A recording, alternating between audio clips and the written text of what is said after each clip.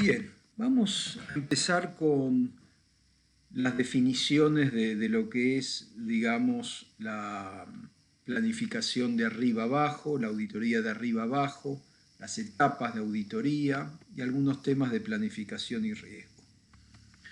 Entonces, ustedes se van a encontrar en el libro de Slose que habla del enfoque empresarial como enfoque de arriba abajo.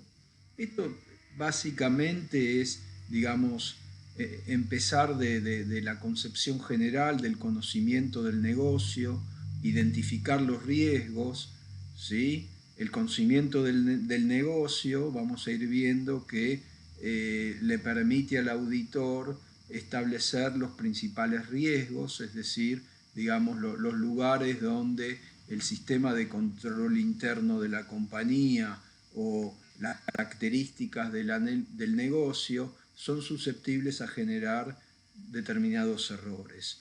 De ahí que, digamos, se puede hablar de una auditoría en cierto modo a medida, ¿no? Donde la toma de conocimiento del negocio, digamos, plantea que el auditor cuando va a, digamos, planificar sus procedimientos de auditoría o el modo de juntar evidencias para conformar su opinión, lo haga, digamos, de una forma eficiente, de una forma económica.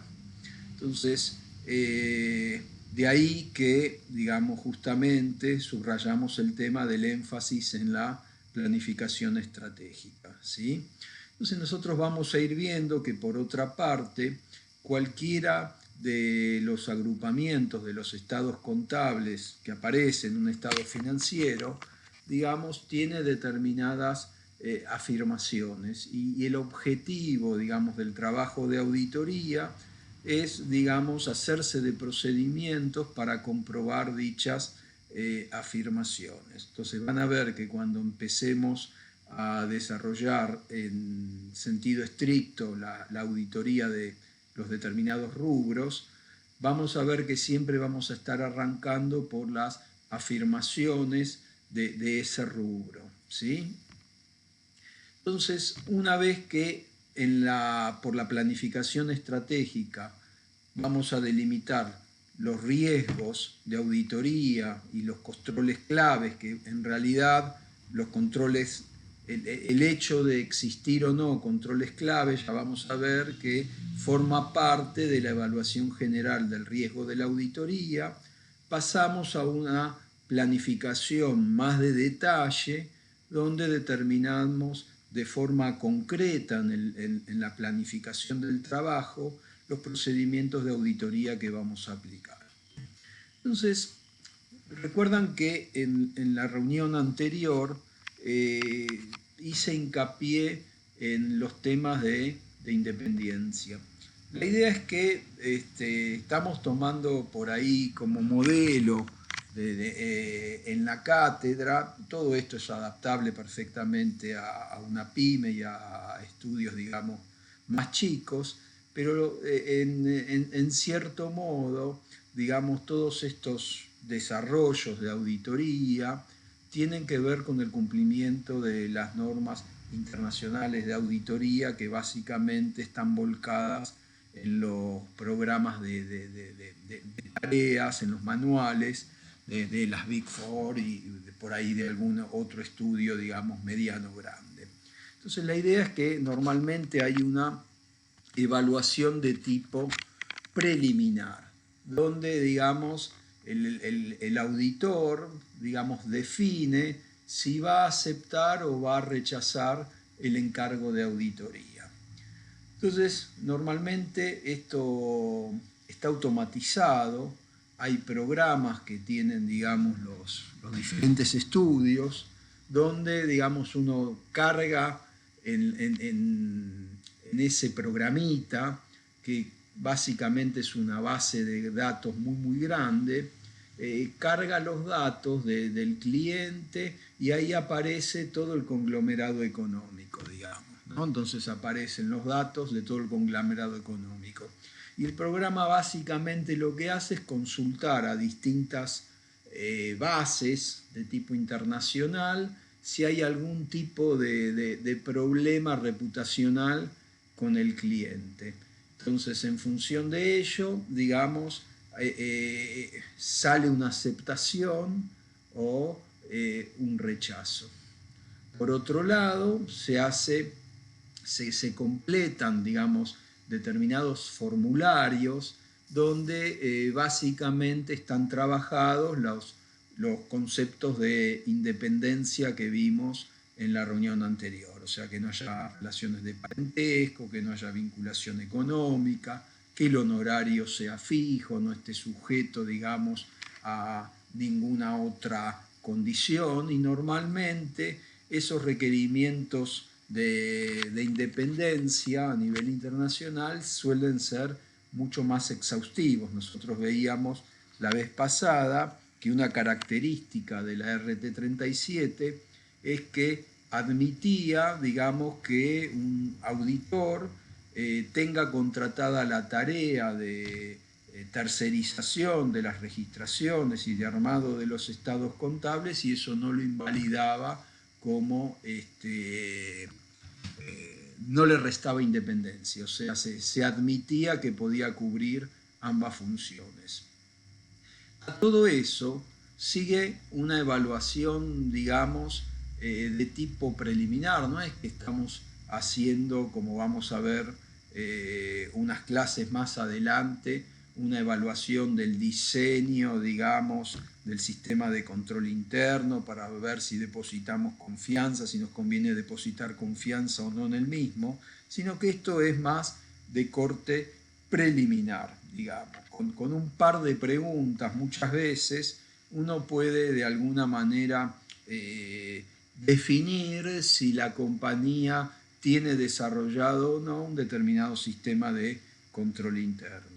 Entonces, cuando uno, digamos, profesionalmente está muy dulce, por ahí puede permitirse el lujo de decir, bueno, yo a este cliente que es un despelote, que no tiene sistemas, que bueno, que hay, yo qué sé, 20 cuentas y hay 54 asientos de ajuste, la verdad es que no lo voy a tomar, no quiero tomar ese riesgo de auditoría. Sé que es un desastre, que negrea todo, que está todo mezclado, no lo voy a tomar. ¿Ah? Pero bueno, en definitiva, a nivel metodológico, la idea es que, digamos, se evalúa la reputación del cliente, se hace la evaluación de independencia y se hace también una evaluación de las características del cliente. Entonces, si el riesgo, si de toda esa conjunción, el riesgo que tiene que asumir el auditor puede afrontarlo, va a aceptar el encargo y se va a emitir lo que se llama carta convenio o carta oferta. En cambio, si no se dan esas condiciones, se rechaza el encargo. Normalmente no lo rechaza, digamos, la membresía local de un estudio internacional. Normalmente no te permiten, por alguna de estas causales, no te permiten de afuera tomar el encargo. ¿Sí? Nosotros acá en Argentina en general tratamos de auditar absolutamente todo, digamos, porque sí, digamos, ¿no? Porque necesitamos ejercer profesionalmente para pagar nuestros gastos. ¿No? Entonces, vamos ahora a trabajar las etapas del proceso de auditoría sobre la base de este enfoque de arriba abajo que mencionamos recién, ¿no?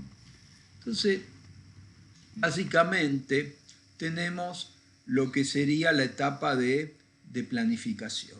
Habíamos visto que conceptualmente la dividimos en estratégica, o sea, más global, más orientada a definir riesgos, y detallada, donde es básicamente un plan detallado de qué procedimientos de auditoría, en qué momento los vamos a ejecutar, qué alcance, digamos, vamos a establecer en las muestras, ¿sí? En relación a probar las afirmaciones de los estados contables de cada una de las cuentas.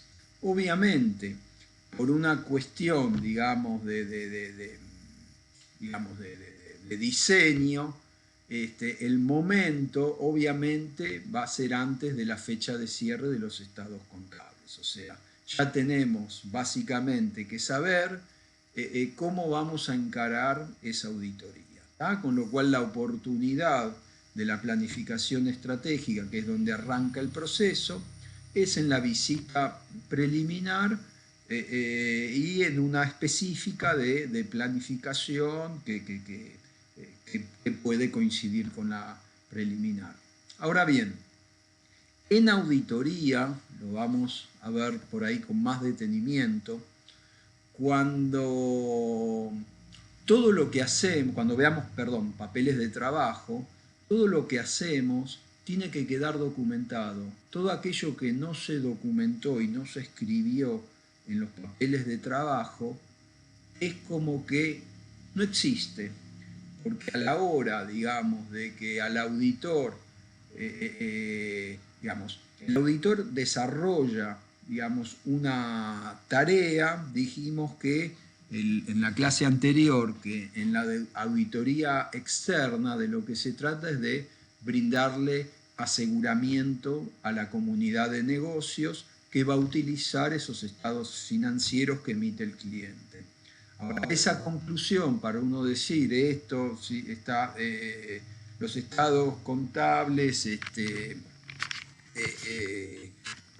son adecuados razonablemente, cumplen razonablemente el parámetro que es la norma contable vigente en su conjunto, ¿sí? Entonces, para llegar a dar esa opinión, digamos, tiene que tener elementos de juicio. Esos elementos de juicio los adquiere por medio de la aplicación de procedimientos de auditoría. Cuando se genera algún problema en la comunidad de negocios, entre accionistas, con algún organismo de contralor, con alguna institución financiera, en definitiva, por ejemplo ahora con el caso Vicentín, yo asumo, no sé, que la gente de KPMG tiene que estar revisando arduamente, digamos, todos sus papeles de trabajo donde está detallada la planificación, la ejecución y las conclusiones. O sea, cuando se genera algún problema con un estado financiero, ¿sí? Que fue auditado y en el que se expresó una opinión, la única defensa del auditor son sus papeles de trabajo. De ahí que todo lo que, digamos, en esta surge de esta planificación, todas las decisiones que va a tomar el auditor, las tiene que volcar en un memorando de planificación.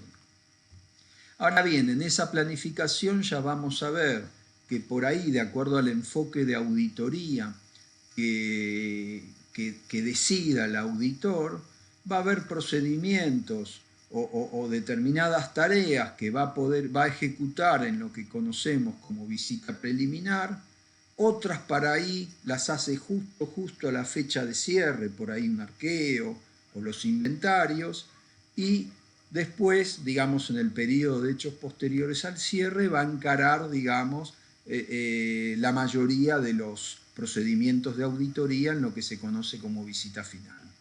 Entonces, todos esos procedimientos que aplique, todos los datos, digamos, que recopile en relación con esos procedimientos, normalmente se van a sentar en, digamos, en la carpeta del legajo corriente.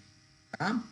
Y una vez que ejecutó los procedimientos, cuando se llega a la etapa de conclusión, normalmente ahí lo vamos a retomar con el tema de papeles de trabajo, pero normalmente se arma un legajo resumen donde van los estados contables, el último balance de saldo, los ajustes propuestos, la carta de gerencia, la carta de abogados, ¿sí? Las principales conclusiones de la tarea y una revisión, de decir, bueno, yo vine tomando muestras con determinado tamaño porque establecí parametricé los riesgos de una determinada manera y en el camino me encontré o no con determinados errores. ¿Estoy satisfecho con todo lo que junté? Eso sería básicamente la etapa final, que la vamos a ver en la segunda parte de la materia cuando ya estemos, digamos, en las últimas clases.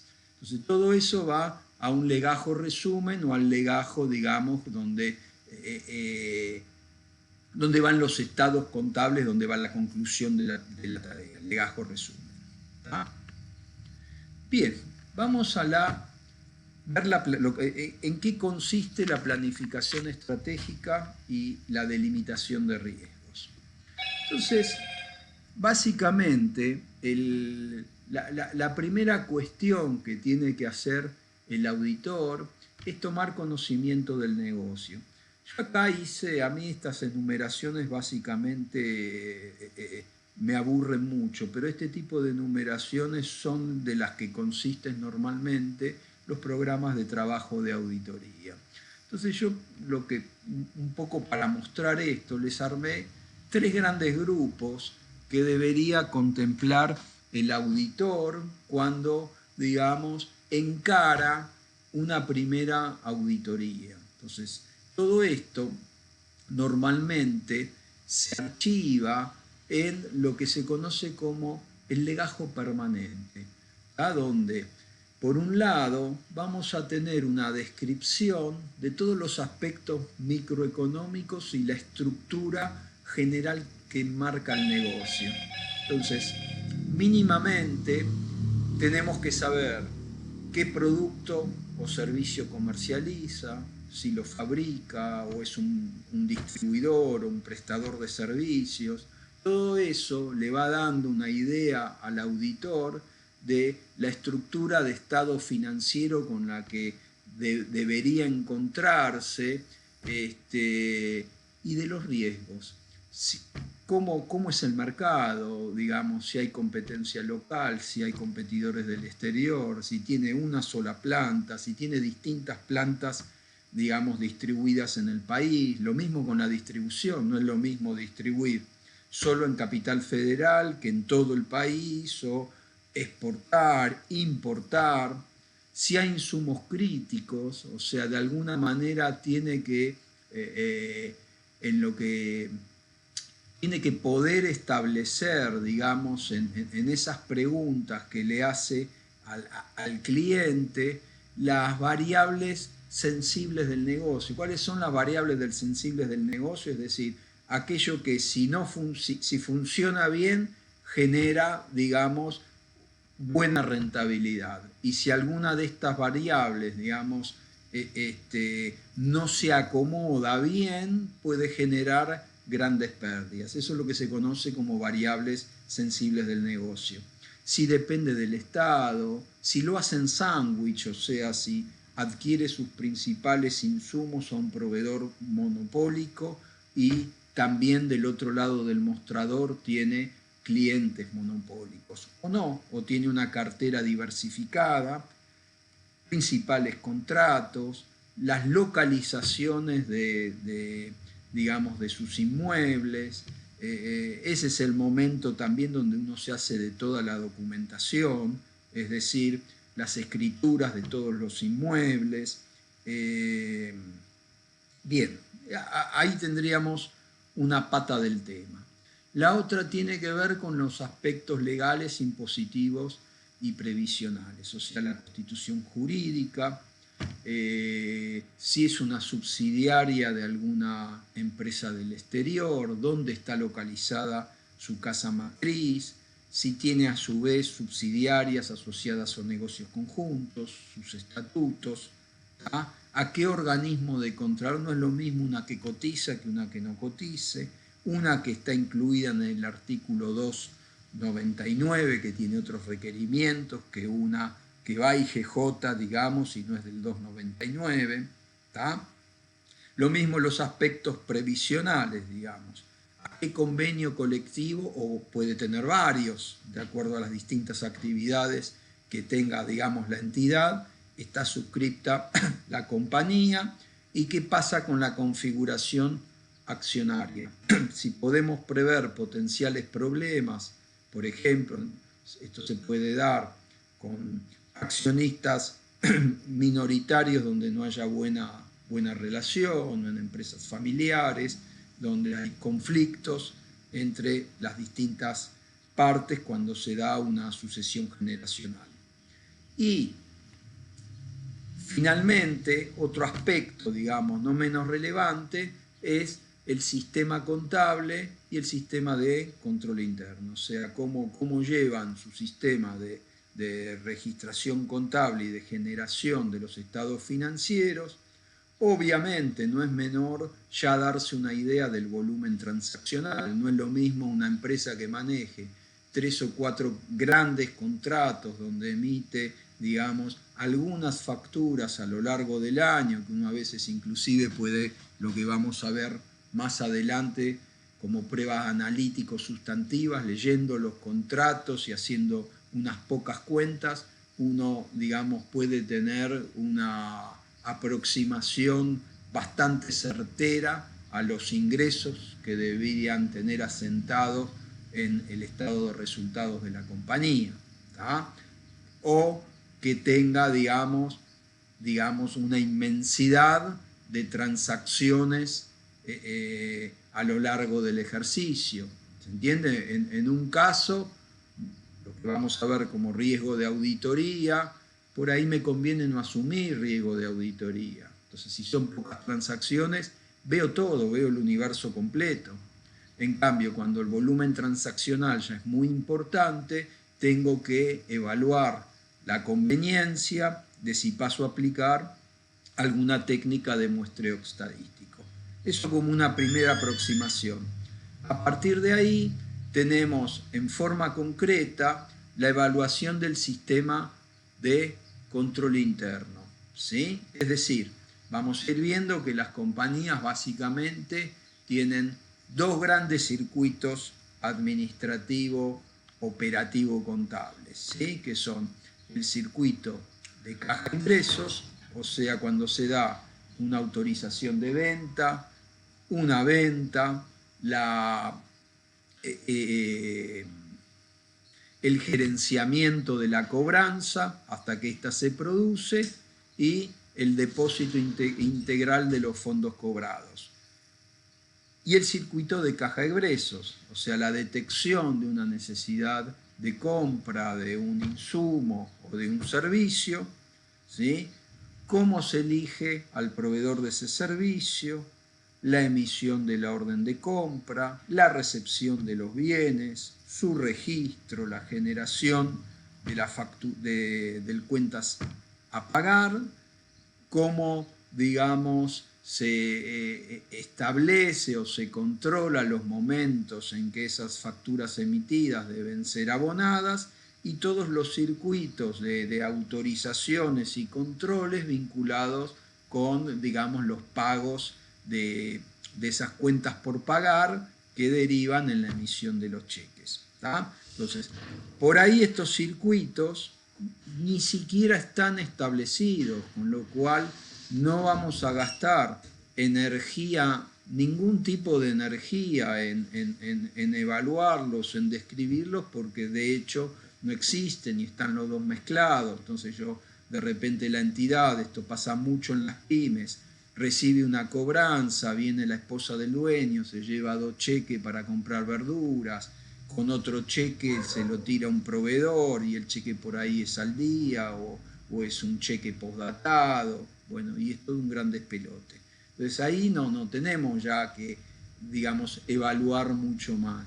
Ya sabemos que ahí no vamos a tener lo que nombramos acá como controles claves y vamos a caer de cabeza en un enfoque de tipo sustantivo. ¿Ah?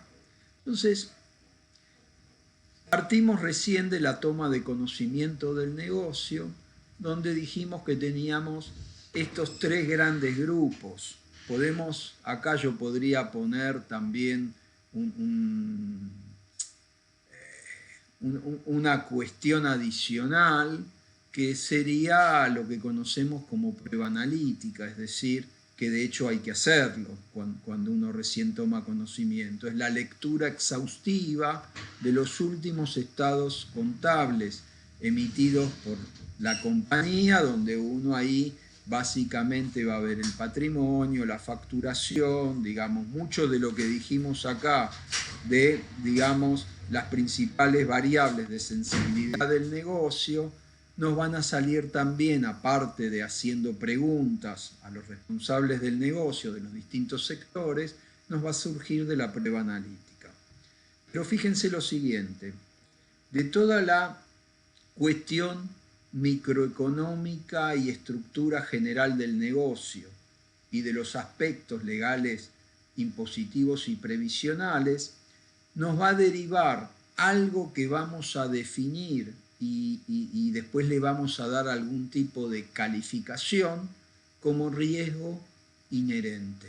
Entonces van a ver que el riesgo inherente son aquellos aspectos del negocio o de cómo se estructuró ese negocio o del marco legal o impositivo previsional de ese negocio que generan, digamos, por parte del auditor un riesgo de que haya errores, emisiones, de que algo no esté bien asentado o reconocido, que excede a todo lo que la misma compañía puede hacer para mitigar ese riesgo. O sea, ya el negocio o el tipo del negocio ya de por sí mismo, por eso se habla de inherente, por estructura, más allá de todo lo que uno puede hacer, uno no puede atemperarlo. El negocio es complejo. Entonces, cuando un negocio tiene determinadas cuestiones de complejidad y de la cual, digamos, uno tiene mayor riesgo de equivocarse y de que haya errores u omisiones en la formulación de los estados contables, a eso se lo llama riesgo inherente. Ya vamos a tener una clase específica donde vamos a hablar y les voy a dar distintos ejemplitos. En cambio, de toda la evaluación del diseño y de los dos grandes circuitos administrativos, son 2,5, porque es medio que todo lo que tiene que ver con cómo se liquidan los sueldos y las cargas sociales, que si bien forma parte del circuito de caja egresos, es como que como tiene sus particularidades, sería como un subcircuito específico dentro del circuito de caja egresos. Pero bueno, más allá de estas cuestiones, digamos, de clasificación, la idea es que uno cuando evalúa el sistema contable y el diseño del control interno, de alguna manera tiene que establecer si existen riesgos de control, o sea, si existen determinados puntos del circuito que no se cumplen como deberían cumplirse y que no le permiten al propio sistema de control interno detectar cuando hubo algún tipo de error u omisión en la captación o en el registro de una determinada transacción. Por ejemplo, yo recién les describía que si estoy en una compañía que tiene por completo mezclados los circuitos de caja ingresos y de caja egresos, no están estrictamente separados, yo ya sé que todo eso es un despelote y que voy a estar plagado de riesgo de control, y cuando tenga que calificar ese riesgo de control voy a decir el riesgo de control es alto. Lo mismo, si estoy en una compañía que tiene muchos insumos críticos importados, tiene, digamos, productos que tienen un proceso productivo complejo, tiene distintas plantas industriales alrededor del país, distribuye en todo el país, tiene varias subsidiarias, exporta, el riesgo inherente, la complejidad de ese encargo en sí mismo es mucho más alto que de repente si lo contrapongo a una asociación civil sin fines de lucro, o sea, por ejemplo, el estado contable del Consejo Profesional de Ciencias Económicas. ¿Se entiende? O sea, auditar ARCOR es mucho más complejo que auditar el Consejo. ¿Se entiende? O sea, el riesgo inherente asociado a la auditoría de ARCOR, donde acá tiene bastantes puntos críticos y acá también tiene una masa compleja de cuestiones legales e impositivas que tengo que cubrir, y si no las cubro puedo llegar a tener problemas con los organismos de contralor. Digamos que el riesgo inherente de ARCOR es alto y el riesgo inherente del Consejo tiende a ser bajo, digamos, más allá del tema de riesgo de control.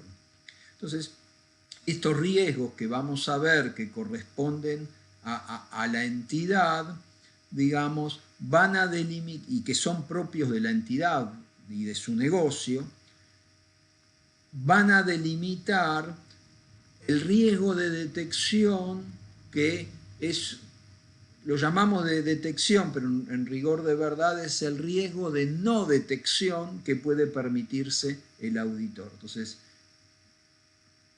para no profundizar, ¿sí?, nosotros vamos a tener más adelante, digamos, vamos a desarrollar en forma específica cómo se trabajan estos tres riesgos, ¿sí? Por el momento nos alcanza con saber que, digamos, que dentro de la planificación estratégica, una vez que justamente nosotros tomamos conocimiento del negocio y de su sistema contable, justamente para definir estos dos tipos de riesgo que corresponden al ente, y si en función de ello nosotros vamos a poder trabajar de manera más eficiente, disminuyendo nuestras pruebas, es decir, pudiendo asumir un riesgo de detección más alto sin tener que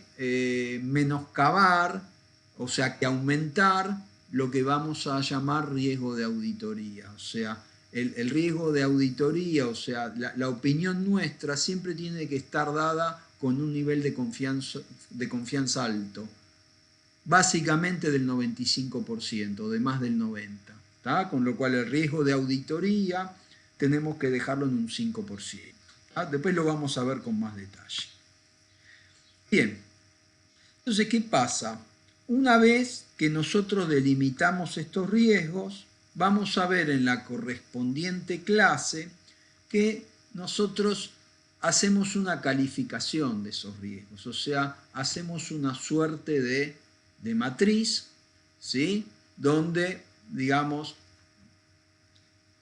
juntamos la matriz de riesgo con todos los temas de control interno de la evaluación del diseño y con las pruebas analíticas que hicimos sobre los estados contables anteriores. Entonces, a partir de ahí, nosotros de esta planificación estratégica surgen 3 o 4 definiciones sobre las que vamos a basar toda la auditoría. Son globales, por eso hablamos de estratégica y de enfoque de arriba abajo. Entonces, ¿qué pasa? Si nosotros, cuando evaluamos control interno, identificamos controles claves, o sea, varios puntos de los circuitos que funcionan muy bien, y aparte tenemos un alto volumen transaccional, ahí nos va a convenir un enfoque de cumplimiento basado en controles. Es decir, como que vamos a depositar confianza en que el sistema de control interno de la propia entidad es lo suficiente, o sea, lo vamos a probar para saber si eso que evaluándolo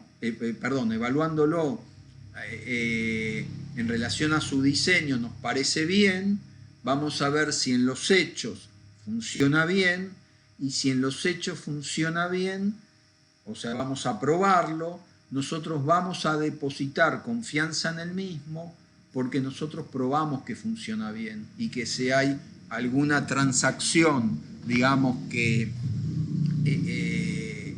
no fue bien autorizada o había algún tipo de incorrección, el propio sistema pudo identificar y corregir ese error. En cambio, acá pueden darse dos cosas. Por ahí evalué todo y es todo un desastre. Digo, no, yo no puedo, digamos, depositar confianza en que el propio sistema contable detecte errores, las rutinas contables del sistema detecten errores y los corrijan, con lo cual me tengo que ir derecho a un enfoque de tipo sustantivo. Pero por ahí hay controles buenos y todo funciona muy bien y aceitadamente. Pero si tengo poco volumen de transacciones, no me ahorro nada. ¿Por qué? ¿Para qué voy a trabajar con muestras y probando cumplimiento si juntando una poca de evidencia de auditoría no tomo riesgo de auditoría? ¿Se entiende? Entonces, no solamente todo esto depende de los controles claves que se identifiquen, sino que además tiene que tenerse en cuenta la dimensión, o sea, el volumen de transacciones.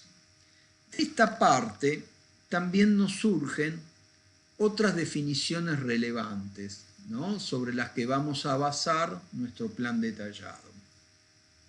Una es la materialidad. Esta se usa para el informe profesional. Ustedes vieron que en la opinión principal, bueno, todavía no vimos el informe, pero van a ver que el auditor siempre refiere a la significatividad, o sea, los estados contables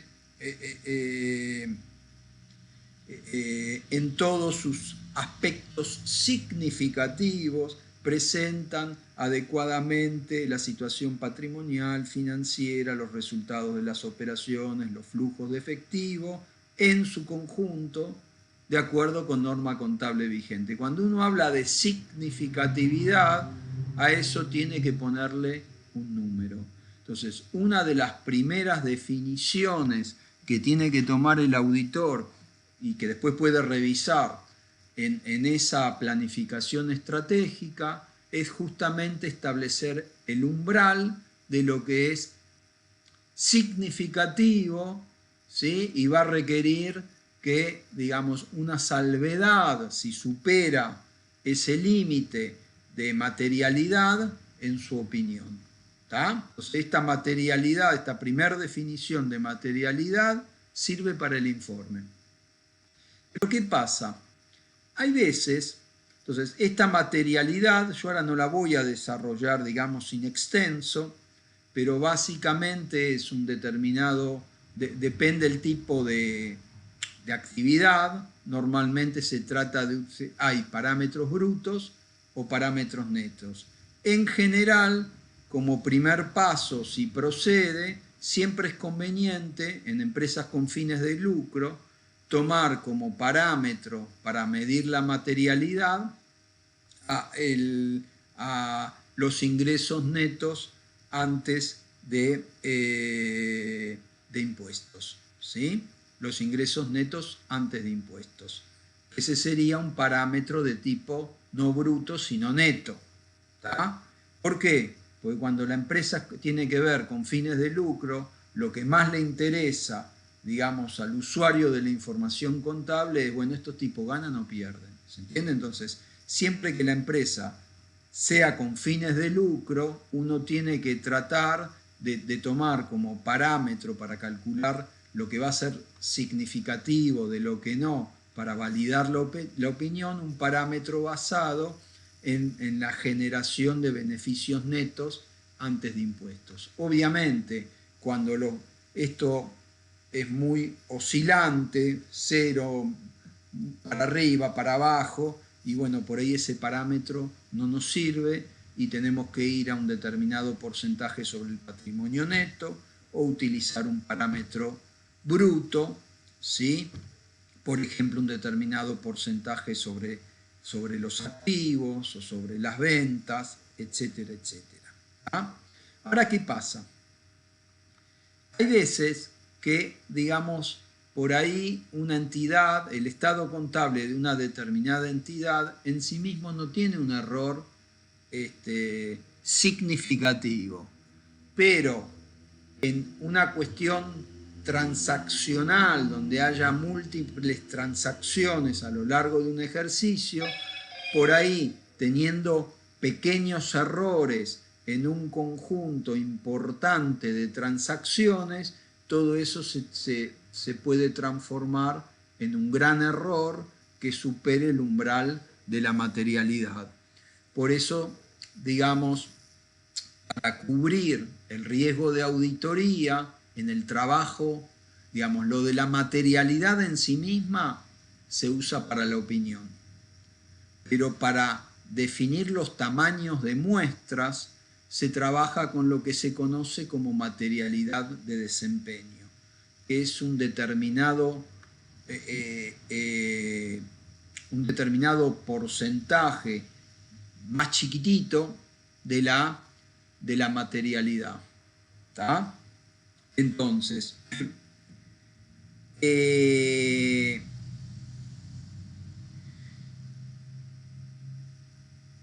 las fórmulas de muestreo estadístico, las fórmulas de tamaño de muestra, normalmente la materialidad va en el denominador de la fórmula. Es el saldo contable por un factor de riesgo dividido lo que llama límite superior de precisión o materialidad. El límite superior de precisión está basado en esta materialidad de desempeño.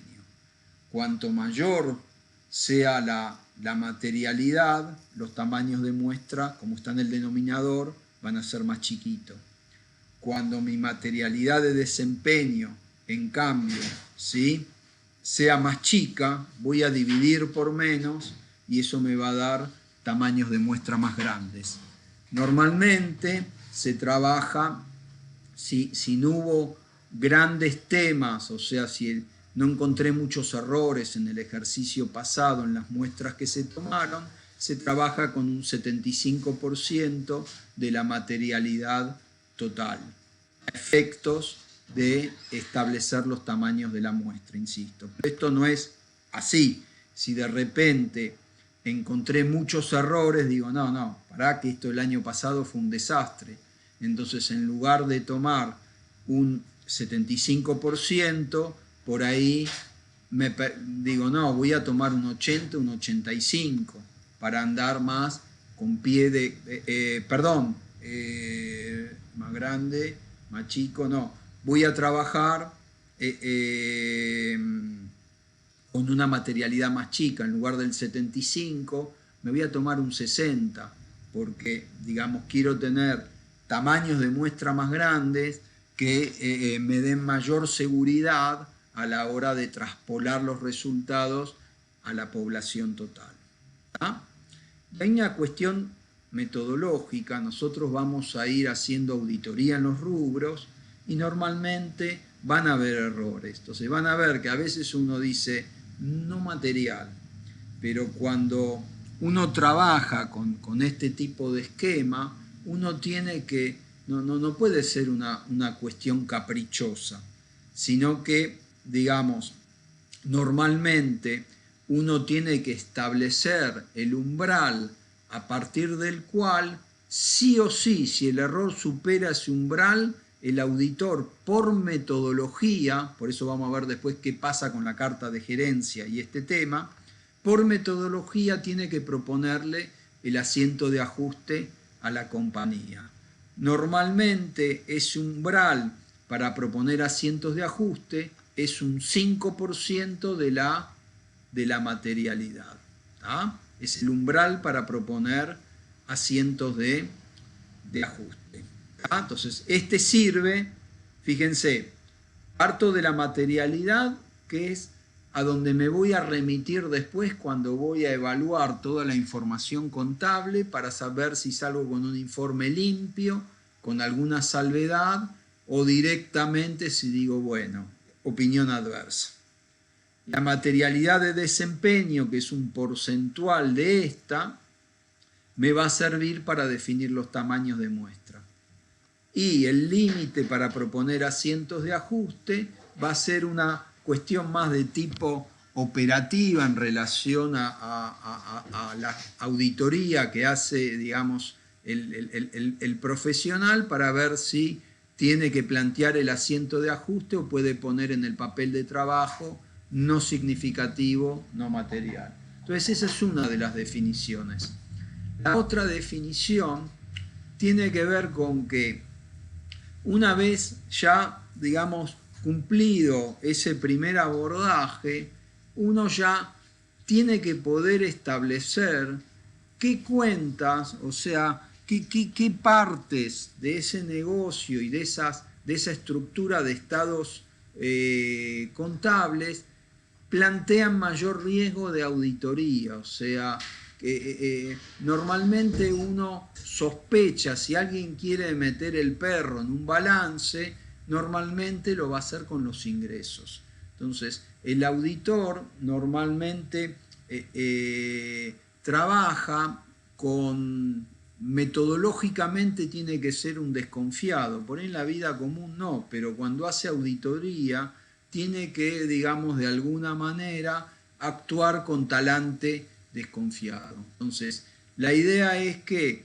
las cuentas significativas son aquellas cuentas, primero, que son materiales, o sea que sus importes, su proporción en relación a toda, digamos, la estructura de los estados contables es importante, pero aparte son cuentas susceptibles de fraude, de errores, digamos, significativos, donde uno dice, bueno, la cosa va para acá, va por acá. Si yo me aseguro de que esto está más o menos bien, razonablemente bien, los estados contables en su conjunto van a estar bien. Por eso, en esas cuentas son las que voy a poner la mayor parte del esfuerzo de auditoría. ¿Tá? Entonces, sobre las cuentas significativas va a ir una auditoría más de tipo intensivo, todo el esfuerzo de auditoría. Y esas son cuestiones que se definen en la planificación estratégica. Pero hay cuentas que son materiales pero no significativas. Por ejemplo, el ejemplo más prototípico son los bienes de uso, cuando es una compañía que no anda en nuevos proyectos de inversión o que está construyendo una planta o que tiene una obra en curso. Cuando más o menos son los mismos bienes de uso que trae hace varios años y no hay muchas altas relevantes, los bienes de uso en la estructura de balance, si es una empresa industrial, normalmente, digamos, a nivel materialidad, dentro del activo, son un porcentaje importante de ese activo. Entonces, son materiales, pero no son significativas, porque no plantean un riesgo de auditoría elevado. Con lo cual ahí voy a hacer algunos procedimientos, pero, digamos, no me voy a jugar la vida. En cambio, por ahí tengo algunas otras cuentitas que no son ni significativas, ni materiales, pero no significativas, con donde por ahí, con hacer una pruebita analítica y cruzar el balance de saldos, que me cruce con el armado, ya está, no tengo que hacer mucho más. O sea, en las otras cuentas no vamos a gastar pólvora en, digamos, planificar procedimientos de auditoría. ¿Ah? Entonces, volvemos. Teníamos un enfoque de cumplimiento y un enfoque sustantivo. En el enfoque de cumplimiento, nosotros partimos de un sistema de control interno que calificamos en principio como muy bueno, ¿sí? Pero queremos ver si a la hora de los bifes, o sea, en la operatoria de la compañía, todo eso que en principio al analizarlo nos pareció que estaba bien diseñado, funciona como, digamos, los manuales o las preguntas que hicimos a la compañía dicen que funciona. Entonces, probamos estos puntos claves. Entonces, si en el enfoque de cumplimiento hacemos todo esto para ahorrarnos tarea, es decir, si esto funcionó bien, cuando vayamos a hacer pruebas sustantivas al cierre, vamos a poder eliminar muchas de las pruebas o por ahí Las vamos a hacer igual algunas, pero con un alcance más chiquitito, siempre remitiendo a la evaluación de control interno que hicimos. Nunca, nunca, nunca hay enfoque de cumplimiento puro. Siempre alguna cuestión sustantiva tengo que hacer. En cambio, en el enfoque sustantivo vamos a buscar evidencia directa sobre el saldo de los rubros al cierre, ¿sí?, del ejercicio, y vamos a probar ocurrencia en ventas, costos, gastos, ¿sí?, para las transacciones ocurridas a lo largo del ejercicio. Entonces acá nos basamos en los controles y en su prueba. En cambio acá vamos a probar directamente los saldos y transacciones ocurridas en el ejercicio que validan las afirmaciones de los estados contables. ¿Ah?